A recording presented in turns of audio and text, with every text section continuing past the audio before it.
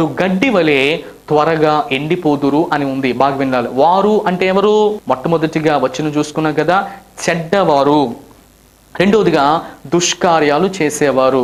అందుకని మొట్టమొదటి వచనం అంటుంది, చెడ్డవారిని చూసి నువ్వు వ్యసనపడొద్దు, దుష్కార్యాలు చేసిన వారిని చూసి నువ్వు మత్సరపడొద్దు అంటున్నాడు. కనుక వారు అనబడినటువంటి చెడ్డవారు, దుష్కార్యాలు చేసేవారు, వారు గడ్డి వలె త్వరగా ఎండిపోతారు.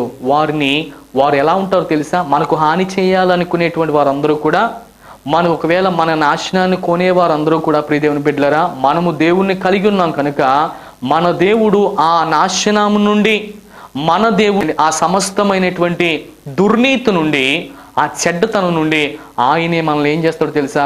రక్షించుకునేటువంటి వాడుగా ఉన్నాడు అని ప్రభువు పేరిట మనం చేస్తున్నాడు. దావీదు కూడా ఓపికతో ఉన్నాడంట. ఈ రోజున క్రైస్తవ సంఘాల్లో మనం కూడా ఓపికను ధరించే వారంగా ఉండాలని కదండి, సహనముతో ఉండాలని. ఒకవేళ దేవుడు చేయగలిగిన సమర్థుడు, ఆ సమయము వచ్చినటువంటి సమయంలో నాకు ఆయన చేస్తాడు అనేటువంటి ఒక మంచి సంకల్పాన్ని మనం కలిగి ఉండాలని ప్రభు పేరిట మనం చేస్తూ ఉన్నాను. రెండవదిగా మనం చూసుకున్నట్లయితే, వారు గడ్డి వలె త్వరగా ఎండిపోతారు అని ఉంది. గడ్డి, ప్రియ దేవుని బిడ్డలారా, ఎవరో వేస్తే రాదండి. బాగా వినండి, ఎవరో వేస్తే రాదు. ఆ గడ్డి తనంతట తానుగానే మొలకెత్తుతుంది.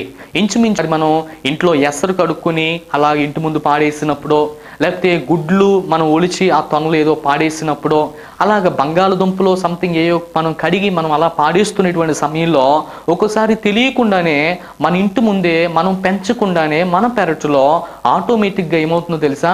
గడ్డి తనంతట తానే పెరుగుతూ వస్తుంది.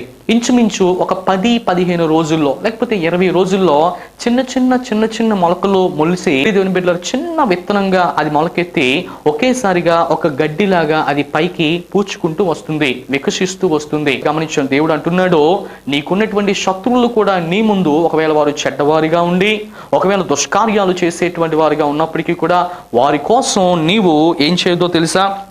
వ్యసనపడొద్దు, మత్సరపడొద్దు. వారు ఎలా ఉంటారు అనంటే, వారంట ఏమండి, గడ్డి వలె త్వరగా ఎండిపోతారు అని ఉంది. బాగా వినాలి. గడ్డి ఒక 10 రోజుల్లో లెగిచి మరలా ఏమవుతుంది తెలుసా? అకస్మాత్తుగా మాయమైపోతుంది. ఇంకొక మాట మీకు నేను తెలియపరుస్తున్నాను. గడ్డి ఎలాగునైతే లెగిచిందో, మన ముందు శత్రువు ఎలాగైతే లెగుస్తున్నాడో, ఎంతలాగైతే ఎదుగుతున్నాడో, ఎంతలాగైతే మన ముందు ప్రహర్షిస్తున్నాడో, హర్షిస్తున్నాడో, మనల్ని ఒకవేళ కామెంట్ చేస్తే, ప్రతి వాని యొక్క నాశనం కూడా ఆ వ్యక్తిలోనే ఉంది. బాగా వినాలి. ప్రతి వాని యొక్క ఆ నాశనం కూడా అందులోనే ఉంది. అంటే నేను అంటున్నటువంటి మాటను మీరు బాగా గమనించాలి. ఏంటి అంటే, ఆ గడ్డి ఎలాగునైతే పైకి వస్తుందో, ఆ 10-15 రోజుల తర్వాత ఆ గడ్డి పోసులో ఉన్నటువంటి మధ్య భాగం నుంచి ఒక ఆకు రేకులాగా వచ్చినటువంటి ఆ యొక్క గడ్డిలో నుంచే కొన్ని దినాల తర్వాత, ఆ 15-20 రోజుల తర్వాత అందులో నుంచి వచ్చినటువంటి ఆ చిన్న భాగమే ఎండిపోతూ వచ్చి మొత్తానికి అదంతా కూడా ఎండేటువంటి పరిస్థితిని నెలకొల్పబడుతుంది. ఈ రోజున మన శత్రువులు కూడా మన ముందు ఒకవేళ పైకి గొప్పగా ఉన్నా, మన శత్రువులు మనలను ఏది చేయాలనుకున్నప్పటికీ కూడా, ఏమంటే మన శత్రువుల నాశనము వారి ఎదిగేటువంటి అహంకారముల నుండి దేవుడు వారిని కూడా తగ్గించడానికి ఆయన ఇష్టపడుతున్నారు.